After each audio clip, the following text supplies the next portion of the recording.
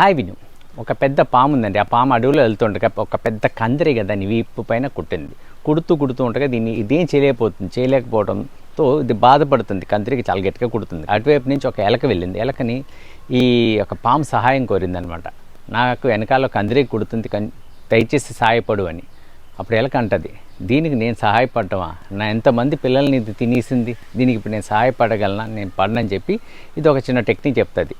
పాము నేనేం చేయలేను. ఇప్పుడు ఎదురొచ్చే ఎద్దుల బండి చూసా, దాని చక్రాల కింద పడుకోనుండు. ఏమవుతుందంటే ఆ చక్రంతో ఆ కందిరీగ చనిపోతుంది, నువ్వు చెక్క సేవ్ అయిపోదావు అని చెప్పి ఈ పాము ఏం చేసింది, సగం విని సగం వినకుండా ఏంటంటే ఒక రిలీఫ్ కోసం ఏం చేసింది, వెంటనే వెళ్ళి అడ్డంగా పడుకుందనమాట ఎద్దుల బండి చక్రాల కింద. పడినప్పుడు ఏమైందంటే ఎద్దుల బండి చక్రం పాము ఎక్కి పాము చచ్చిపోయింది, కందిరీగ ఎగిరిపోయింది.